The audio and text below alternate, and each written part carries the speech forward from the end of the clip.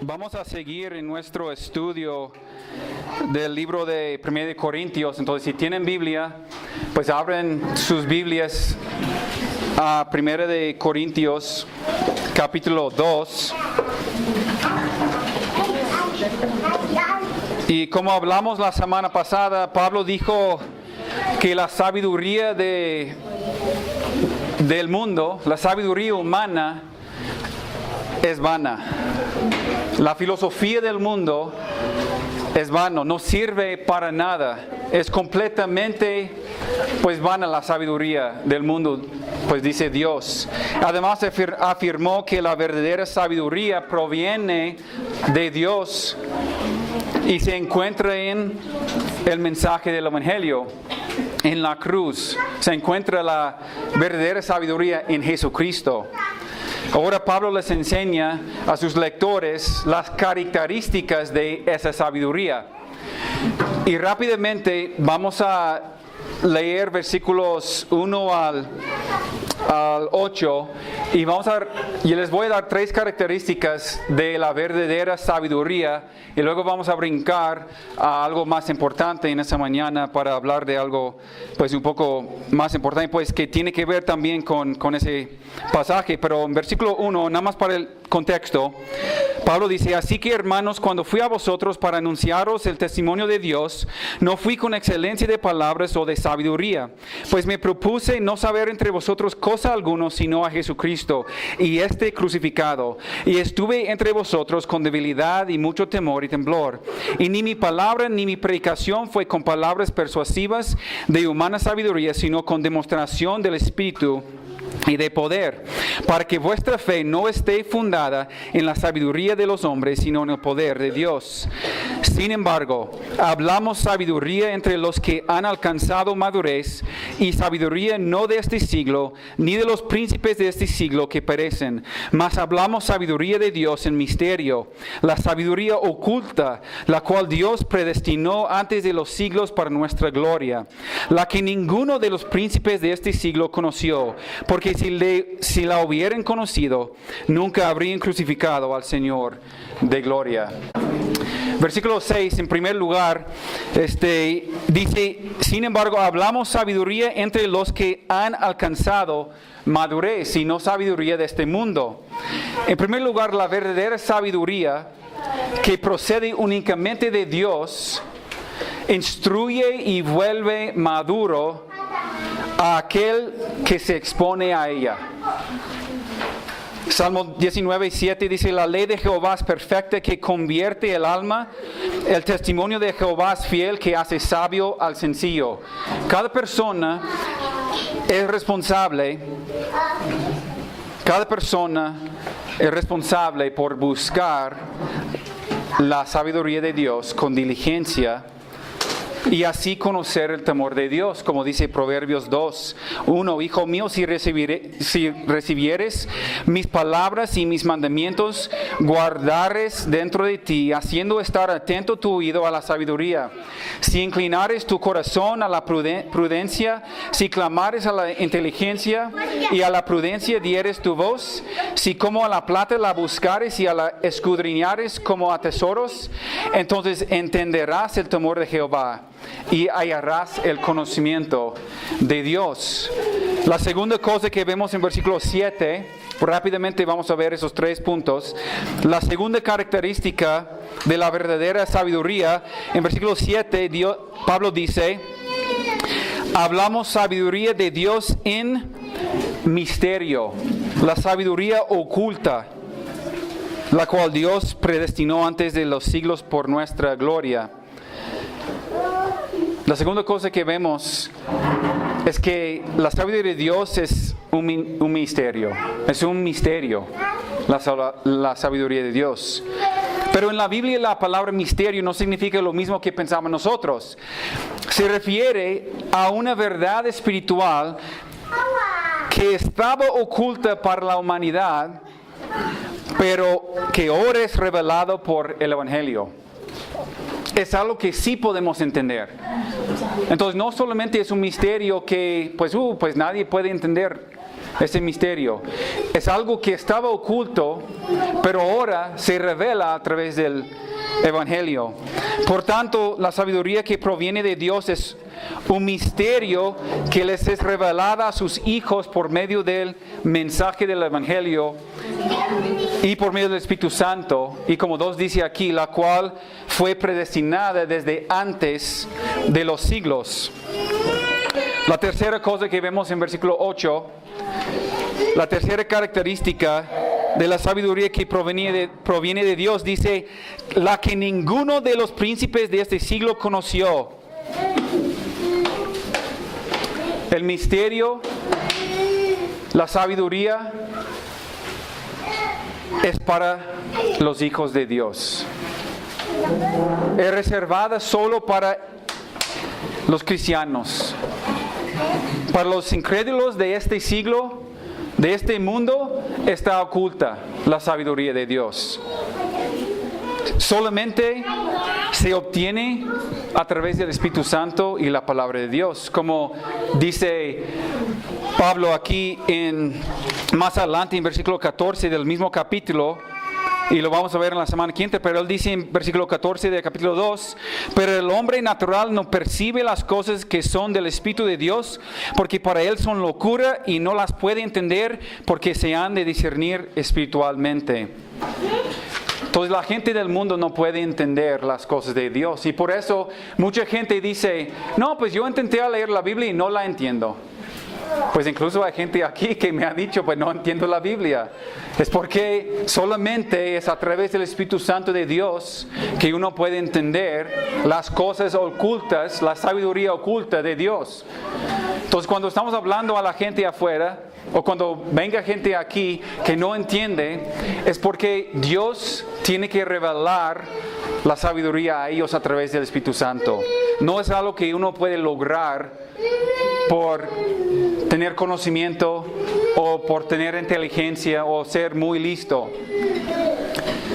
Pablo se refiere aquí en versículo 8 a los líderes judíos que crucificaron a Jesús, los cuales, aunque tuvieron la oportunidad de conocer de Cristo, de escuchar sus enseñanzas, ellos cerraron sus corazones hacia Él para no creer en el mensaje.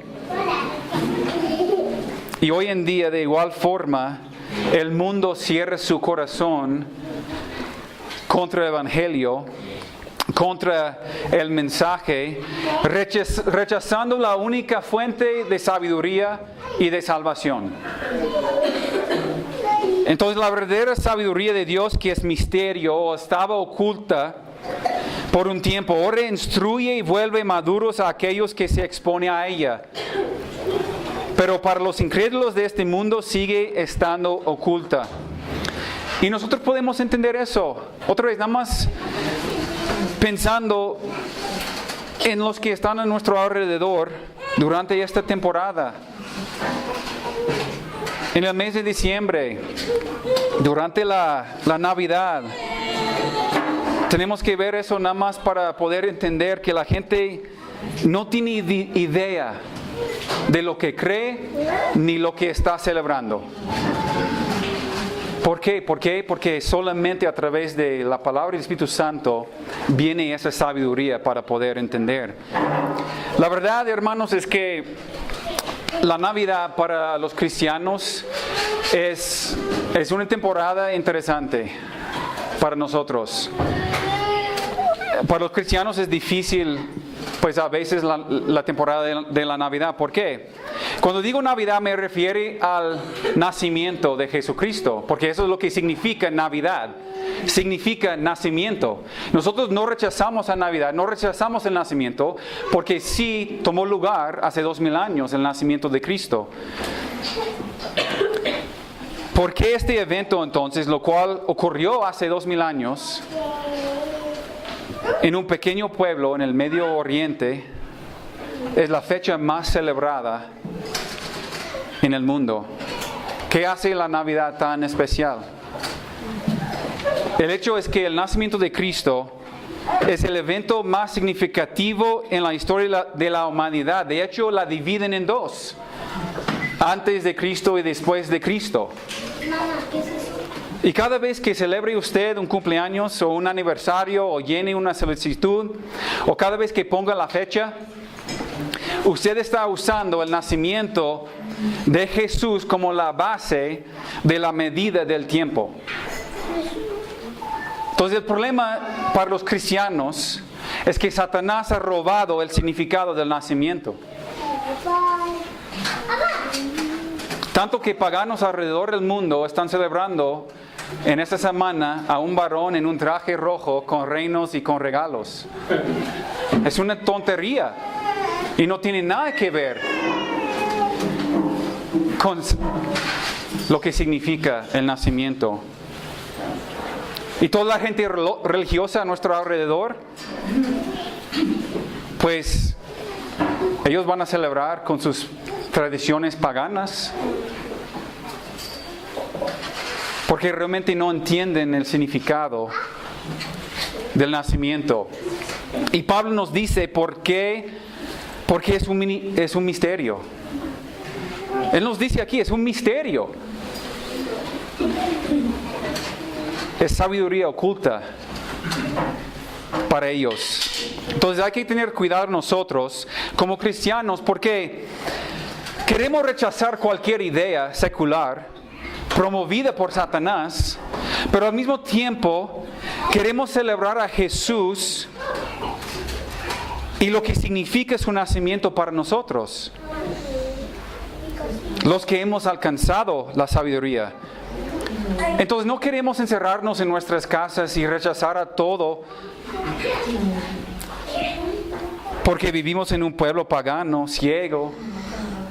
Pero tampoco queremos ser culpables de manchar el nombre de Cristo o deshonrar el nombre de Cristo con lo que hacemos, por participar en estas cosas.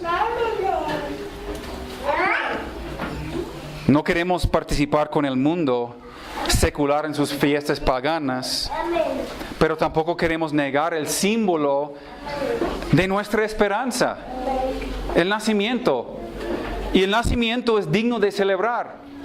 De hecho, Dios en Lucas 2 anuncia el nacimiento de Cristo diciendo: he aquí les doy nuevas de gran gozo que será para todo el pueblo, que les es nacido hoy en la ciudad de David un Salvador que es Cristo el Señor. Esto les servirá de señal: hallaréis el niño envuelto en pañales, acostado en un pesebre. Y repentinamente apareció con un ángel una multitud de las huestes celestiales que alababan a Dios y decían: gloria a Dios en las alturas y en la tierra paz, buena voluntad para con los hombres. Entonces no debemos menospreciar este evento, porque es un momento de gran gozo para todos los que entienden. Y por eso es importante que entendamos lo que la Biblia dice sobre el nacimiento y el propósito de la Navidad. Pues el nacimiento fue de Dios. Él planeó lo que iba a suceder, en dónde lo iba a suceder, y Él planeó por qué lo iba a suceder.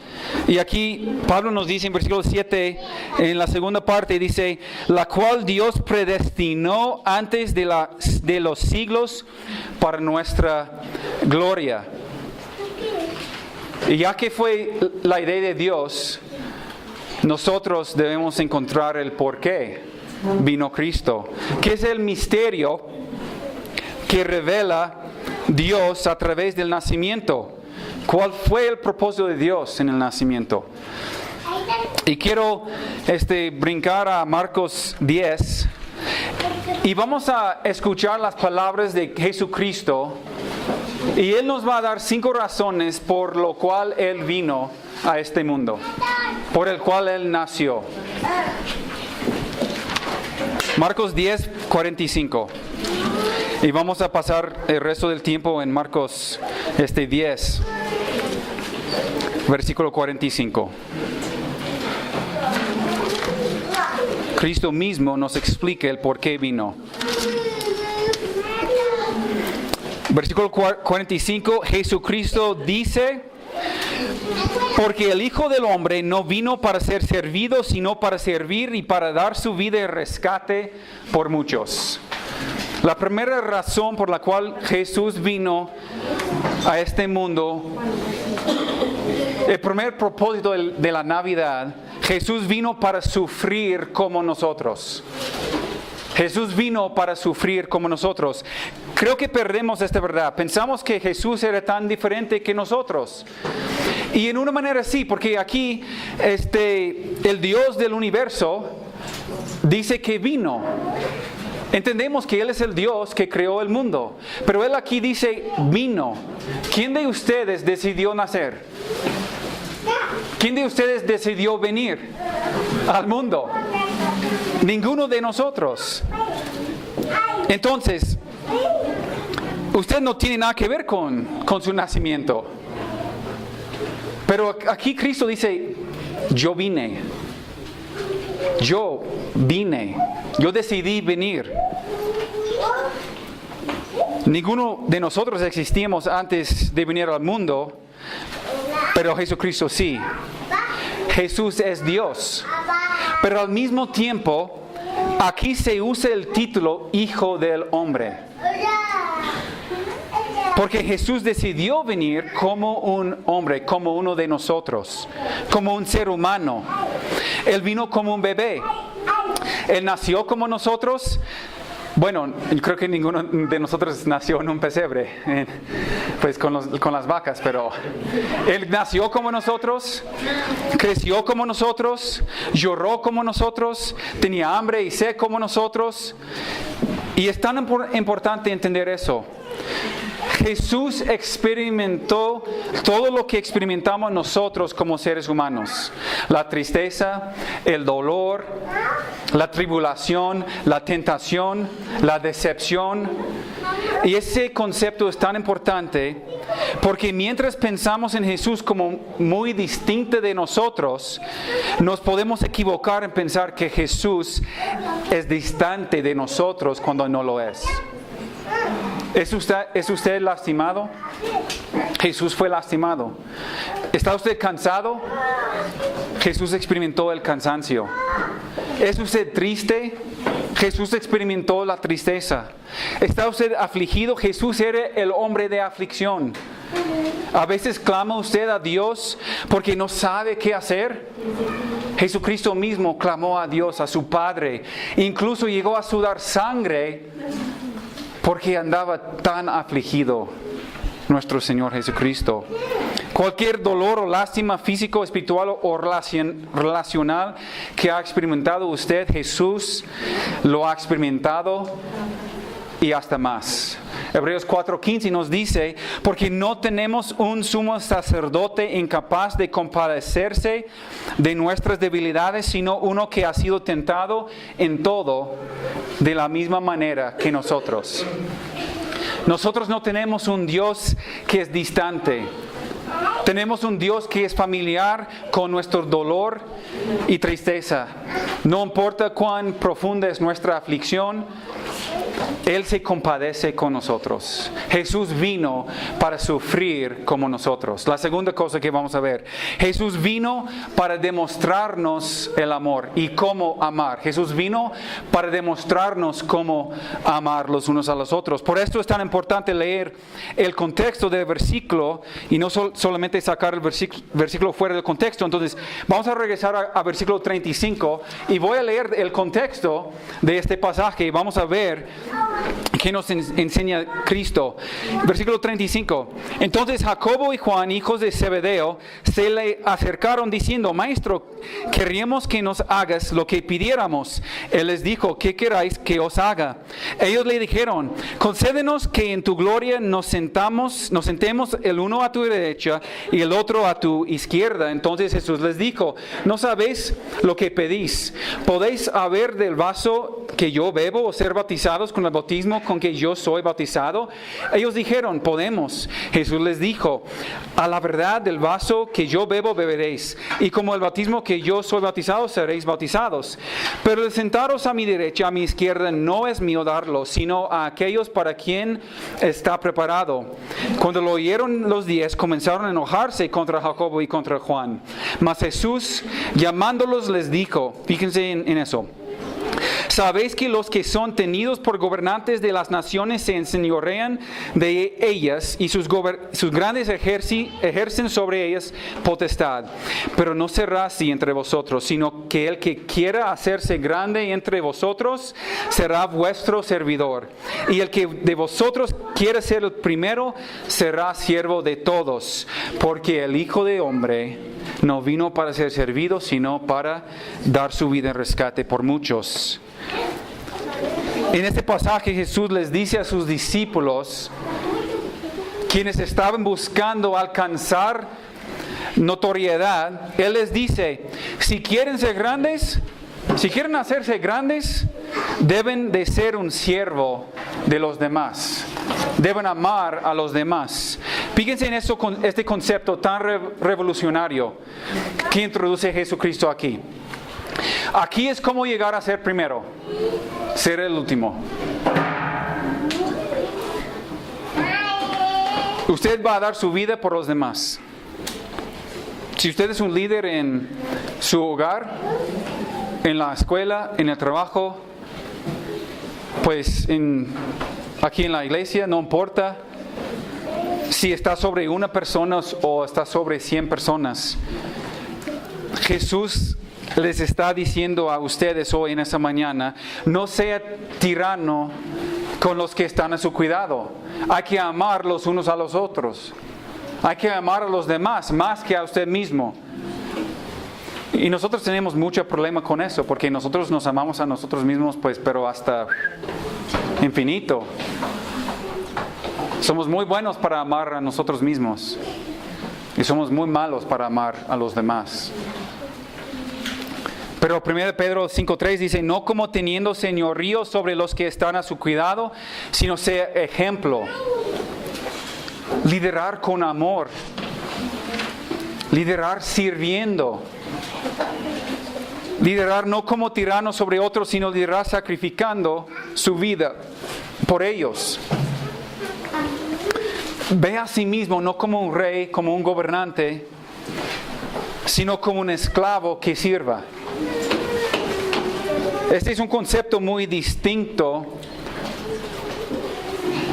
de lo que el mundo enseña de liderazgo. Y la verdad, muchos de nosotros escogimos el modelo del mundo en vez del modelo bíblico. Algunos pueden pensar, pues qué ridículo, es una tontería. Para ser líder voy a convertirme en esclavo de alguien. ¿Tengo que amar a los demás más que a mí mismo? No, claro que no. Qué ridículo. Pero mire, el Dios del universo, el Dios que le creó a usted, se bajó del cielo para ser ejemplo para nosotros. Y sí es ridículo. Y sí es una tontería que el Dios que creó el universo se baja del cielo para servirnos a nosotros y demostrarnos el amor. Juan 3:16, por tanto amó Dios al mundo que dio su Hijo. Es ridículo. Y eso nos lleva a la siguiente razón por la cual vino Jesús. Y la verdad, suena como blasfemia saliendo de mi boca, pero lo voy a decir porque lo dijo Dios, lo dijo Cristo aquí en versículo 45. Jesús vino para servirnos. Suena como blasfemia. Dios vino para servirme a mí, para servirle a usted. El Dios eterno, todopoderoso, santo, justo, perfecto, se bajó del cielo para convertirse en esclavo suyo. Suena como blasfemia, ¿no? Pero lo dice Cristo. Cristo 45 dice, no vino para ser servido, sino para servir.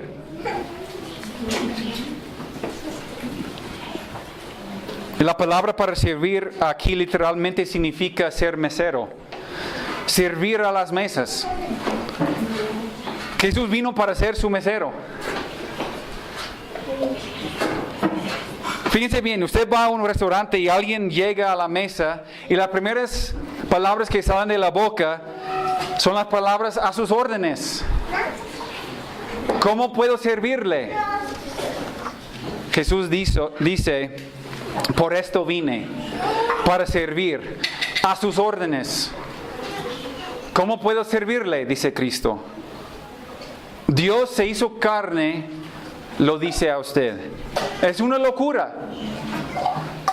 No hay otra religión en el mundo, en la historia del mundo, con una enseñanza tan ridícula. Y para nosotros es una locura hasta que entendamos que no es locura, es el cristianismo bíblico. Esto es el misterio oculto. Es parte de este misterio oculto. Jesús no vino como rey para gobernar y señorear a sus esclavos. Jesús vino para ser este siervo humilde. Jesús les dijo a sus discípulos en aquel día y nos está diciendo a nosotros hoy en día que no vino para ser servido, sino para servir a nosotros. Jesús dice, en mi relación con usted, yo soy el siervo. Yo le sirvo a usted. Yo soy su mesero. Pero no solamente lo encontramos aquí. En este pasaje, Filipenses 2 nos dice, no estimó al ser igual a Dios como cosa que aferrarse, sino que se despojó a sí mismo tomando forma ¿de qué? De un siervo. Como un siervo hecho semejante a los hombres. Ahora, déjame aclarar algo. Lo que no quiere decir la Biblia cuando dice que Jesús es nuestro siervo. No significa que le decimos a Jesús lo que queremos que haga y Él está obligado a hacerlo. Eso es lo que querían Jacobo y Juan. En el pasaje, danos lo que queremos y Jesús les dijo que no. Esto es pervertir el significado. Tampoco significa que nosotros no somos esclavos de Jesús. Pablo en todas sus cartas habla de que Él es esclavo de Jesucristo y nosotros como sus discípulos, como discípulos de Jesús, somos esclavos de Jesucristo también. Pero entiende lo que Jesús está diciendo en el pasaje. Es la esencia del cristianismo verdadero y tenemos que entenderlo. La vida cristiana comienza cuando usted y yo reconocemos nuestro pecado delante de Dios. ¿Sí es cierto? Cuando nos humillamos y clamamos a Dios. Cuando llegamos a entender que delante de Dios no podemos hacer nada. Cuando llegamos a entender que necesitamos que Dios haga algo por nosotros. Usted necesita que Dios le sirva. Usted necesita que Dios cubra la mancha de su pecado. Y Jesús dice, por esto vino. Y para los que ya somos hijos de Dios, todavía dependemos de Dios cada día, cada momento. Después de salvarnos, Él sigue sirviéndonos cada día. ¿Cómo? Cuando oramos, dependemos de Dios. Cuando leemos la Biblia, dependemos del Espíritu Santo de Dios para enseñarnos, instruirnos. Pues ayúdame a entender tu palabra, Dios. Sírveme en esa manera.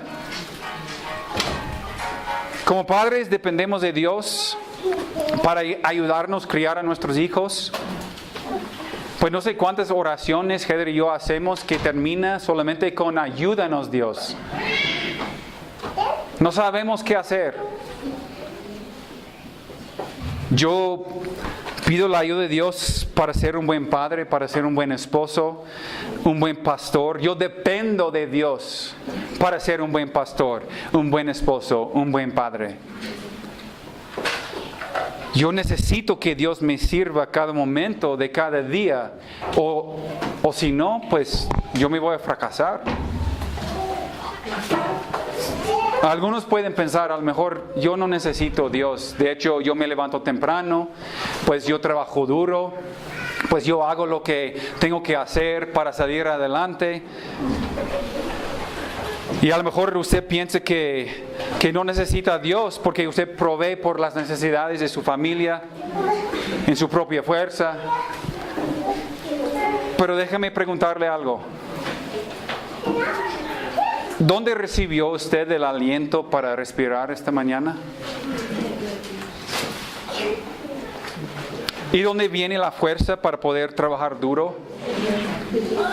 ¿Y dónde recibe usted el alimento para poder sostenerle durante su día?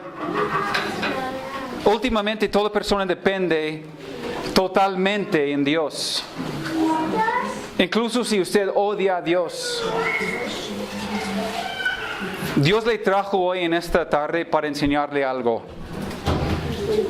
El Dios del universo quiere servirle. El Dios que creó los cielos y la tierra se convirtió en siervo y le quiere servir a usted. Y esto nos lleva a la cuarta razón por el nacimiento. La cuarta razón aquí en 45 dice, para dar su vida. Para dar su vida. Jesús vino para morir en nuestro lugar. Jesús vino para morir en nuestro lugar. Vino para dar su vida. Es una frase interesante cuando Jesús habla de dar su vida, se refiere a su muerte. Entonces lo que Jesús está diciendo es que Él vino para morir. Él nació para morir. Mire lo que dice a sus discípulos en los días justo antes de su muerte. Vamos a Marcos 8:31. 8:31 de Marcos dice, porque enseñaba a sus discípulos y les decía, el Hijo del Hombre será entregado en manos de hombres y le matarán, pero después de su muerto resucitará al tercer día. Capítulo 9, versículo 31. Dice, de la misma manera, dice, eso fue 9, ¿no? 8:31, perdón. Y comenzó a enseñarles que le era necesario al Hijo del Hombre padecer mucho y ser desechado por los ancianos, por los principales sacerdotes y por los escribas, y ser muerto y resucitar después de 3 días. Y luego capítulo 10, versículo 33. Él, subiendo a Jerusalén, dice, el Hijo del Hombre será entregado a los principales sacerdotes y a los escribas, y le condenarán a muerte, y le entregarán a los gentiles, y le escarnecerán, le azotarán, y escupirán en él, y le matarán, mas el tercer día resucitará. Jesús sabía que caminaba hasta la muerte. Pues precisamente por eso vino. Fíjense bien la diferencia entre Jesucristo y nosotros en este aspecto, con esa actitud. Para nosotros la muerte es algo que queremos evitar y que todos en el mundo están gastando miles de millones de dólares cada mes, cada año para preservar su vida, para evadir la muerte.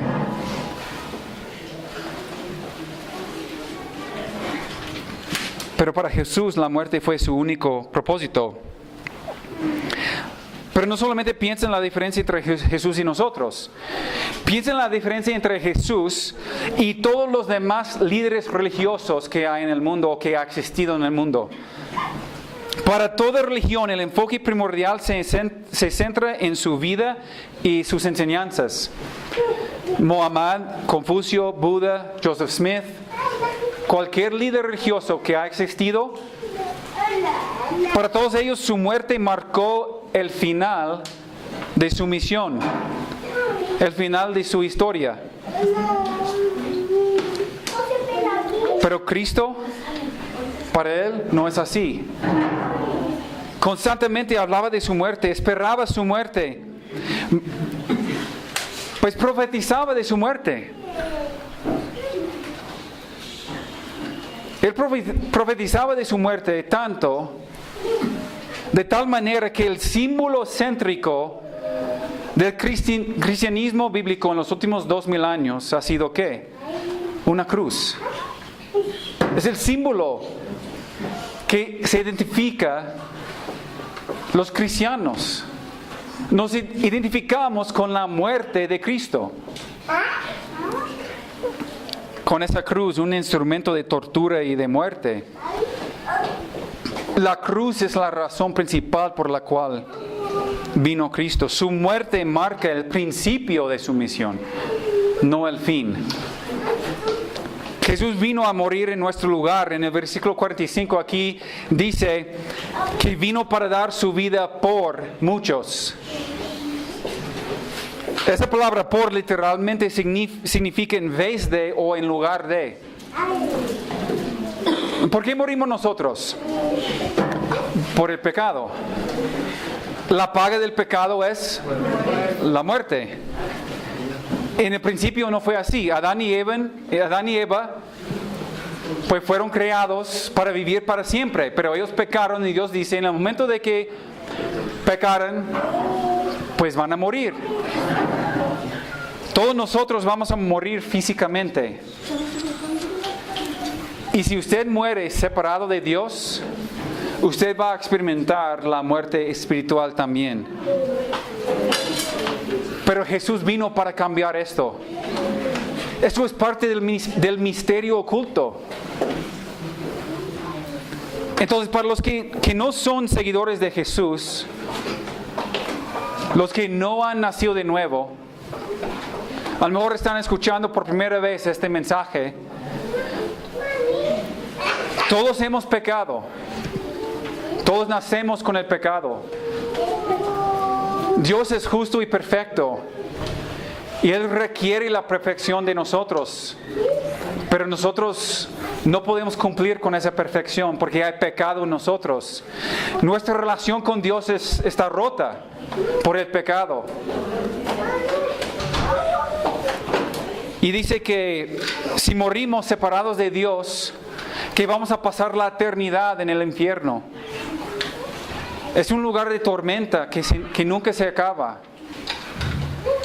Pero las buenas noticias del nacimiento, las buenas noticias de la Navidad, las buenas noticias del Evangelio, el misterio de la cruz, es que Jesucristo vino para morir en vez de usted.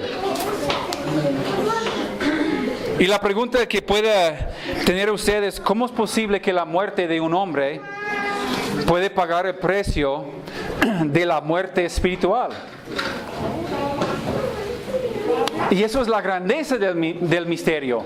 Porque Jesucristo, siendo 100% hombre, Él puede tomar nuestro lugar. Él puede ponerse en nuestro lugar como ser humano. Y al mismo tiempo, al ser 100% Dios, Él puede soportar el juicio divino de Dios. Eso es la grandeza del misterio de Jesús.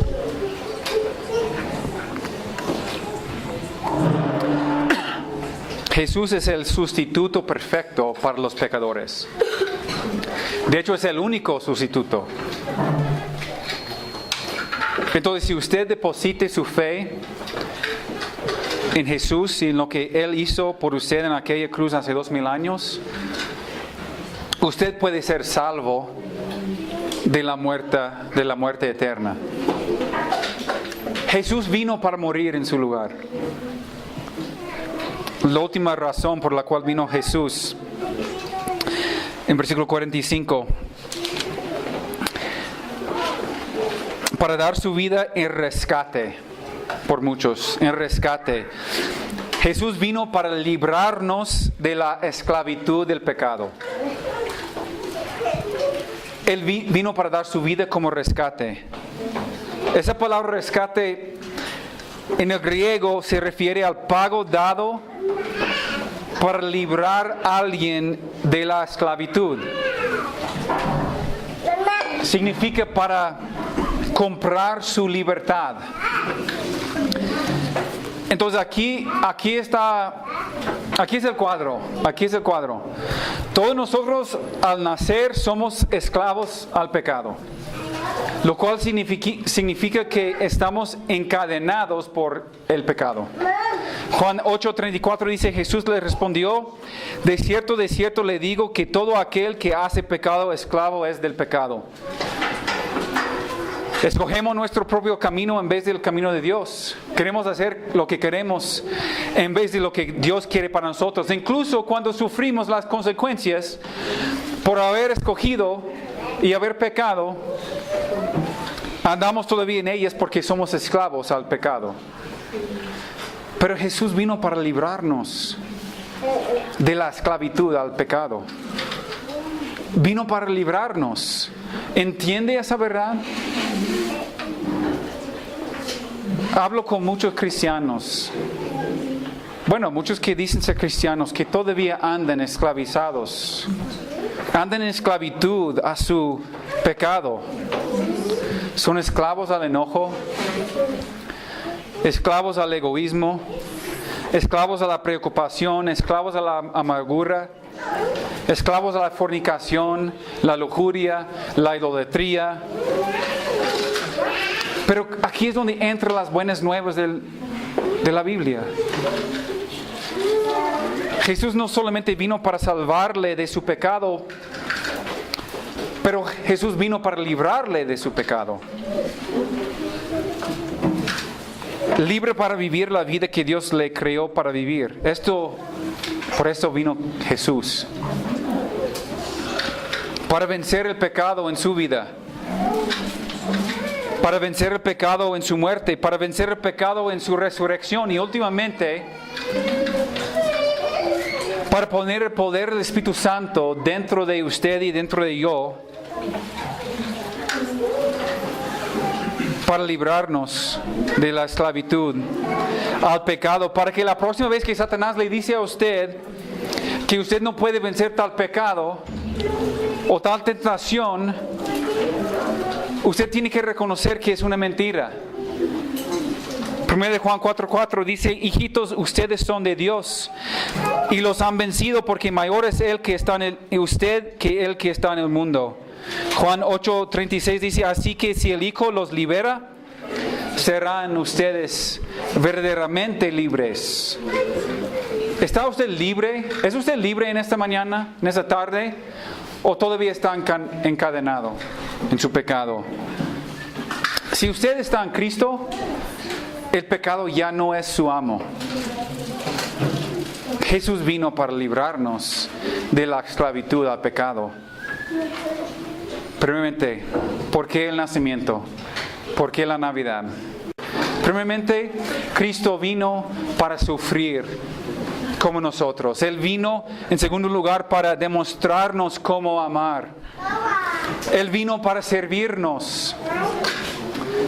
Él vino para morir en nuestro lugar. Y últimamente, Él vino para librarnos de la esclavitud del pecado. Eso es porque Jesús vino al mundo. Eso es lo que significa la verdadera Navidad. Por eso nació Jesús, para amar, servir, sufrir, morir, librar y salvar. Y hoy en día usted puede recibir este mensaje. Usted puede arrepentirse de sus pecados y Jesús promete que le salvará. Lo promete. Él vino para servir y salvar a los perdidos. Estas son las buenas noticias del Evangelio. Eso es lo que realmente significa la Navidad, hermanos. Eso es el misterio de la sabiduría oculta. El por qué vino Jesús hace 2000 años. Él quiere servirle con su lucha del pecado, con su lucha con la preocupación, en su lucha con el enojo, en su lucha con el orgullo, con la envidia, con la idolatría, con el temor, con la apatía. Jesús, que tiene poder absoluto sobre todo pecado, Él vino para servirle a usted en su necesidad. Dios desea hacerlo por usted. En su sufrimiento, en su tribulación, cuando usted enfrenta depresión, cuando usted enfrenta la tristeza, la soledad, Jesús es su siervo. Jesús es el consolador. Y mientras la gente a nuestro alrededor, en su propia sabiduría, ciegamente sigue el príncipe de este siglo, quien es Satanás, usted y yo podemos someternos a la sabiduría de Dios y llegar a conocer al misterio, lo cual es Cristo. El nacimiento es el evento más importante en la vida del cristiano verdadero. ¿Por qué? Porque si no hubiera nacido Cristo, no habría esperanza de un nuevo nacer para nosotros. Si no hubiera nacido Cristo, no habría libertad de la muerte espiritual. No habría libertad de la esclavitud a nuestro pecado. Pero gracias a Dios, hay libertad en Cristo. Hermanos, vamos a hacer una oración y luego vamos a entonar.